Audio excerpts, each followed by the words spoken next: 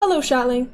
First of all, let me address my appearance. I don't usually shower at this time, and I also don't wash my hair every shower. I just got really unlucky today where I happened to shower before filming, and then it also happened to be a hair wash day, so I look like a wet rat. This will not be happening again in the foreseeable future. That is why my appearance is off, okay? Now that that's been addressed. Today I am going to be playing Minecraft while talking about a subject that really interests me, which is artificial intelligence, large language models specifically, and cognitive offloading. For some reason, some people think that my hair just naturally grows like a poof out from the back of my head. Sorry to burst your bubble, sorry to reveal the magician's secret, but that is not the case. I just have long hair and I clip it directly up. And every time I let my hair down, usually it's like on stream for a brief second just to scare people, it is a genuinely shocking occurrence. Anyway, what am I talking to? Oh my gosh. 2 seconds into the video. Bro, leave me alone. Don't you- oh my god, are you serious? AI, cognitive offloading. So, if you know me at all, you know that I generally do not like AI. I do not like large language models. I do not like many different uses of AI. Specifically, the one that I hate the most is chatbots, which is pretty intuitive. I feel like a lot of people tend to not really think through the true definition of AI, because AI does have some wonderful uses, specifically in the medical field, but I know there are many more that I'm just not knowledgeable enough to be aware of. I know that not all AI is bad, but in this video I'm focusing on chatbots, like the social AI that mimics human interaction. ChatGPT, Claude, if I recall correctly. You know what I'm talking about. The AI chatbots that have absolutely exploded in popularity in recent years. Oh my gosh! How do I get out? Oh. I may be stupid. So, with the introduction of these chatbots that can not only talk to you, but also do calculations for you, make decisions for you, do so many things for you, came this phenomenon called cognitive offloading. And I'm assuming if you clicked on this video, you know what cognitive offloading is, or could infer it just based off the name itself. But just in case you don't know, I will read to you the official definition. I say the official as if there's some like board of cognitive offloading that decides this definition. Cognitive offloading refers to the act of reducing the mental processing requirements of a task through physical actions like writing down... Where did it go? Like writing down information or storing information on a cell phone or computer. Offloading can lead to improved performance on ongoing tasks with high cognitive demand, such as tasks where multiple pieces of information must be simultaneously maintained.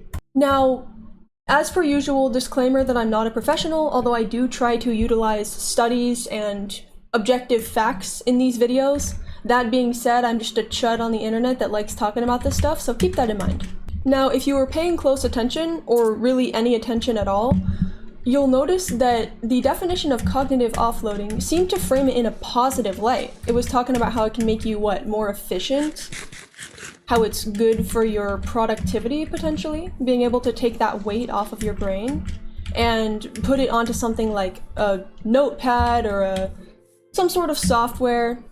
There are many different forms of cognitive offloading, but artificial intelligence is way more intense than something like writing down things on a to-do list. Way more intense. A to-do list stores your thoughts. You write something down, boom, it's there visually, you can look back at it. It's helpful for remembering. A chatbot can solve problems for you. This is an example that I always like to go back to because it's just so depressing, but kids in school using AI to write essays. Using AI, really like anybody in school, not just small children, using AI to do the work for them, instead of doing the research, writing the paper. And if if you're firing some neurons up there, you should start to figure out why this is a bad idea. Okay, being able to give a prompt to ChatGPT and have it write you a perfectly good essay sounds like a really good thing, but what is cognitive offloading, and why does it suggest that that is more harmful than it seems at first glance? When you tell ChatGPT to write an essay for you instead of just writing it yourself, you are robbing yourself of that experience to get better at writing. Ask me how I know. Brother, if ChatGPT was around when I was in elementary school, I betcha, you bet your sweet bippy I would have been on that thing, having it write essays for me. Because I was a stupid kid, I didn't know any better. Just like most of the kids that use it today. I don't think kids are sitting there like, is this going to harm my development down the road? Is this going to stunt my ability to write, my English skills? How is using AI going to impact this long term? They're not thinking about that. They're 12 years old. They're thinking about, I want to go home and play Fortnite. I don't know, what do kids do? They're not considering the long-term effects of having AI do their schoolwork. But you and I are adults. We can think about this stuff logically. And that's just one example. But when you use AI for really anything of that flavor, taking a task that requires mental strain that would strengthen some sort of skill, whether that be problem solving, writing. I would argue that even writing an essay has a component of problem solving. You're really always solving problems every waking second, I would guess. But taking a task and offloading it to AI, it robs you of that chance to better yourself. Again, the school example is just a really nice way to encapsulate it, but it can be applied to anything. Now, I was reading a study today trying to strengthen my objective understanding of this topic rather than the basic, I hate AI, AI is bad, because of course that is the stance that I have. But I wanted to back it up with some actual facts. I wanted to ground myself in reality and make sure I wasn't just smoking that crack pipe and becoming blind to actual facts and data by my hate for large language models. So I checked out, I think, 2 studies, and one of them had something quite interesting. It talked about different types of cognitive offloading because they're not all the same. Oh my gosh, that scared me. Oh, it's so cute.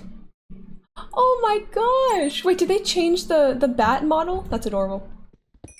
So, one study that I read, and if I recall, I will put the study either in the description or on the screen, talked about the different types of cognitive offloading. So, the 3 types are the reduction of extraneous load, which is unnecessary effort, intrinsic load, which is embedded difficulty, and germane load, which is effort toward learning. Now, the study states that reducing extraneous load, which was the unnecessary effort, is beneficial. And if that's the case, then you could make the argument that, oh, there are some tasks that you can automate or cognitively offload using AI, and it's beneficial. Now, that does make sense at first glance. I'm not going to come out here just with my whole dick out and say, I completely disagree. But I will say that I had some doubts about that. I'm just wondering, does it fully encapsulate the entire story? Even if you're using AI to... Why did that leaf scare me? Even if you're using AI to automate really simple tasks, is it good to do? Again, I'm not asserting that it's bad. I'm raising a question because I'm a very doubtful person, especially when it comes to AI. I feel like with AI, it should always be guilty until proven innocent.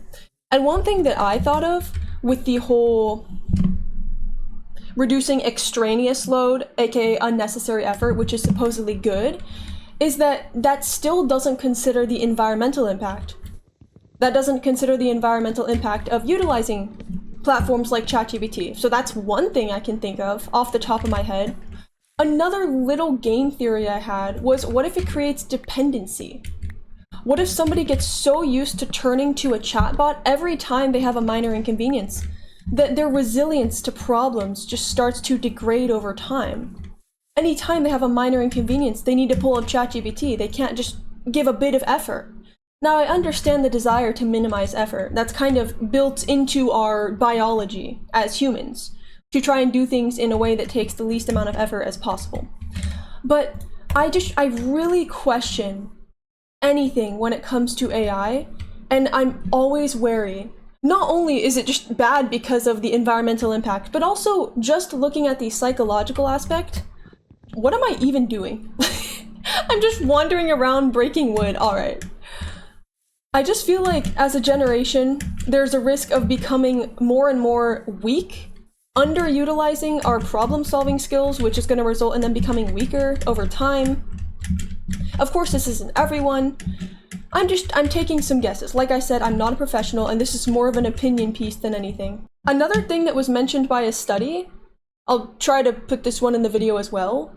They listed out multiple downsides of using AI specifically for therapy, which when I saw that study, I thought it was going to be a slam dunk. I thought it was going to be like, holy shit, you should not do this. But the study didn't actually say that. If I recall correctly, it said that using stuff like ChatGPT as a therapist significantly reduced symptoms of depression, but it didn't improve psychological condition, if I recall correctly. I don't know about that second part. I know there was a catch, but I remember the thing that really stood out to me was the fact that it reduced symptoms of depression, which it kind of makes sense now that I think of it. It's a bit intuitive.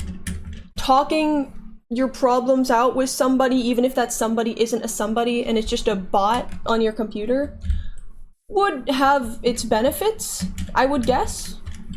You know, opening up is always good, but doing it to AI? Another thing, the study did not factor in safety. It did not factor in how good the AI was at picking up on harmful behavior, such as mentions of wanting to do bad things to oneself. That was not considered in the majority of the studies which were included in this research paper. I also didn't see any mention of it actually, like, long-term helping. It said it reduced the symptoms of depression. Does that mean that they were healed of the depression? Does that mean that they're mentally well? Does that mean that they're equipped to go about their life without ChatGPT and not be reliant on it? I'm just very doubtful. Because what I would guess, as a non-professional, is if you're relying on AI as a therapist, that takes away an opportunity to be connecting with a human being, even if you can't afford a real therapist, because therapy is hella expensive. You know what you can afford? Probably, hopefully most people can afford if you're watching this video. Doing a Google search, looking up therapeutic tactics, and then for the human element, talking to a friend, talking to a family member, because co-regulation is objectively good for mental health, for anxiety. Having somebody there to talk out your feelings with, having a human to talk out your feelings with is beneficial. And social connection has been shown to greatly improve symptoms of depression. So when I hear people using AI for therapy, it just makes me think you're robbing yourself of that crucial social connection that actually greatly assists in reducing depression. Oh my goodness, hello. You are further secluding yourself. Oh, good heavens, what's going on? Did you guys do this? Alright, bro. Guiltiest look ever. Using AI, you're just further secluding yourself. You are robbing yourself of an opportunity to talk to a real human. There's no saying what the AI is going to tell you. There's no saying if it's going to be solid advice. There have been multiple cases of psychotic individuals doing terrible things because an AI reinforced their delusions and convinced them that they were correct. Stuff like that makes me extremely skeptical and also just not fond of AI being used for therapy in general. And you'll probably notice I'm being very gentle in this video. Usually I'll just come out swinging and say I fucking hate AI. There's nothing good about it. But I'm really trying to approach this with a more open and cautious mind, not because I think that it's good in any way, but just because I want to make sure I'm not being completely overtaken by bias. I think if you're on my channel, there's a really good chance that you agree with me in disliking large language models. Okay, but off of the topic of therapy and back to the topic of cognitive offloading. I'm pretty sure I brought this up actually like 15 minutes ago, but forgot to elaborate. So I'm gonna bring it up now. Oh my gosh, so many animals. Hello, guys. Oh! Just kidding. So one of the studies that I looked at, that I completely forgot to elaborate on, mentioned some risks of using it for therapy. Oh my gosh, leave me alone. Leave me alone, I'm trying to read. And these risks actually have a lot to do with cognitive offloading, which is why I'm mentioning them. I don't really want to talk about AI simply in the field of therapy because I'm not as knowledgeable in that area. So one of the risks is erosion of introspection. One risk is the erosion of introspection. Traditional coping often depends on reflective practices such as journaling, meditation, or conversation. When mood tracking applications or predictive systems dictate interpretations of feelings, individuals may defer to the machine's account over their own experience. Complex emotions are reduced to numerical scores. For example, stress index 75, flattening nuance and discouraging self-discovery. So basically saying that it's having an AI hand feed you data about yourself rather than practicing introspection, which is a crucial skill. Oh my goodness. An absolutely crucial skill. Where am I going? Stop. Alright, bro. Introspection, just like problem solving, just like thinking, is extremely crucial to be practicing all the time if you want a high quality life, if you want to understand yourself, get better at handling problems. Introspection is crucial. And when you use AI for things like therapy, when it feeds you data about yourself, when it suggests things about you, and it's taking that load off of you, taking that responsibility of practicing introspection, and potentially even giving you false information that doesn't even accurately represent you, but you just believe it anyway. You just believe this false information, potentially even create a self-fulfilling prophecy where you become what the AI tells you. That's bad, that's harmful. And I want to elaborate on the self-fulfilling prophecy because that kind of came out of nowhere and sounded like pseudoscience. But what I'm saying is, imagine if you're talking to an AI, you describe symptoms, and it says, oh yeah, you sound like you have anxiety, you probably want to do this, this, and this, saying that you have anxiety. And you're like, oh, okay, and then you keep asking questions about anxiety. What if that person didn't have anxiety, and the AI was just incorrect, it was falsely reporting anxiety when it was not present, and suddenly this person thinks they have anxiety and they tell themselves that they're an anxious person, which therefore makes their anxiety worse. This was actually mentioned in one of the studies that I was looking at. And the example they used was an app that reports higher percentages of anxiety. And then it becomes a self-fulfilling prophecy where it's like, oh, okay, I'm an anxious person. And then you subconsciously feed yourself that information and become an anxious person, or more anxious than you were before. Oh my goodness! Haven't I already been there? Am I geek? And then another downside that the study referenced was outsourcing resilience. A second risk is the outsourcing of resilience. If every moment of distress is met with algorithmic suggestions like take 3 deep breaths, reframe your thoughts, individuals may lose opportunities to cultivate independent strategies, self-soothing techniques, being able to process emotions by yourself, developing emotional maturity. Alright, continuing. Over time, this resilience may erode psychological immunity, leaving people ill-equipped to manage stress in contexts where technology is absent or unavailable. AKA, developing a dependency, needing AI to process emotions. And that's the big one that I immediately thought of. What in the world? Oh, that's the fire I was at before. That's the big one that I immediately thought of just intuitively when I heard about this whole using AI as therapy thing. Brother, can you leave me alone? Alright. Because when you turn to AI for therapy, I hate that I keep coming back to this therapy example, but it is what I read the studies about, so I feel more confident speaking about it. When you use AI for therapy, you are cognitively offloading the responsibility of learning how to manage your own shit.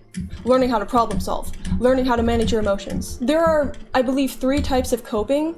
There's problem-focused coping, emotional-focused coping, and then, is it avoidant coping? If I recall correctly. I want to check, but I'm currently being shot at. Alright. Bro, can you leave me alone? Alright. Yeah. Problem-focused coping, which basically is exactly what it sounds like. You seek to address the problem. You fix whatever's wrong. It's a very like, how can I solve this? What can I do about this? Method of going about solving your issues. Coping.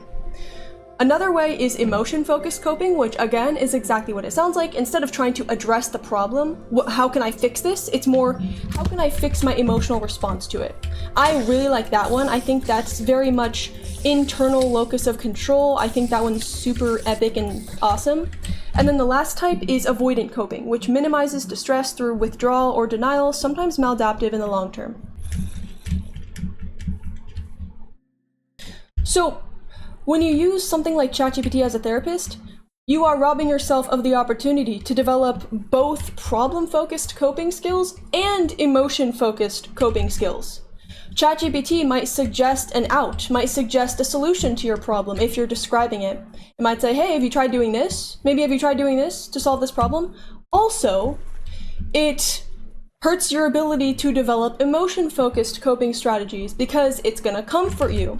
It's going to offer solutions for emotion-focused coping rather than letting you come up with them on your own. Practicing self-soothing by yourself, being able to take care of yourself, process emotions, without an AI chatbot there to guide you through it and hold your hand. Which I would guess, as a non-professional, is a very crucial element of being human and being emotionally mature. Being able to deal with your own shit, like I said before. Not needing to rely on this software to keep yourself mentally sane.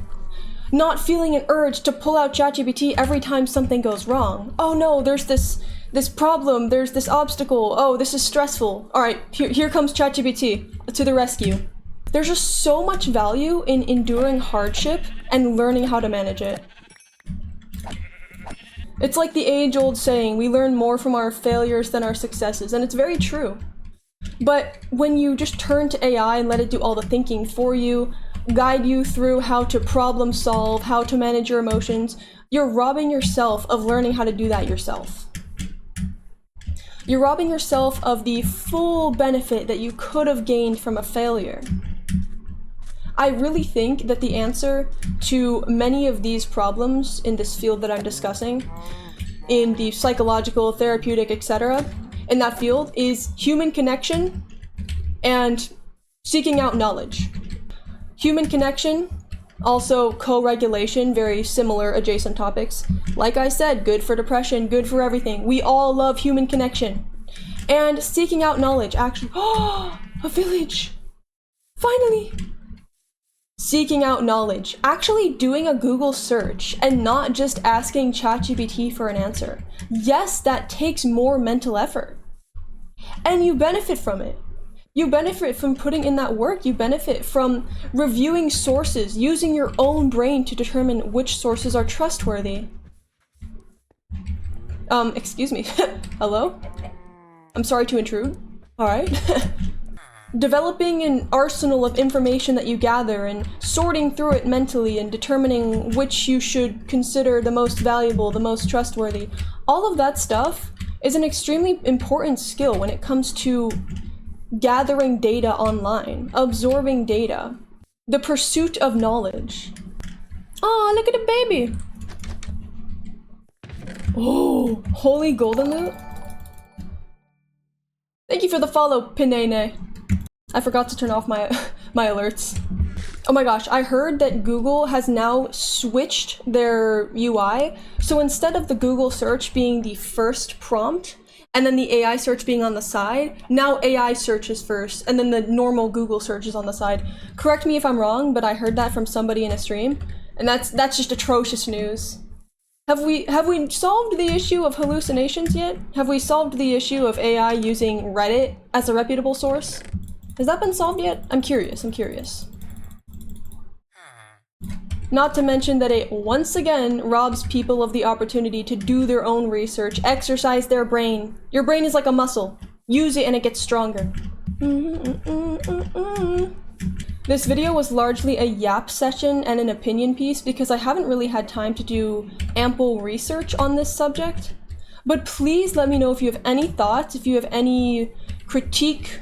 I appreciate academic discussion, like I said before, and if you have any information that I have missed or that you think would be beneficial or interesting, please feel free to tell me. Wow, this video is long. Okay.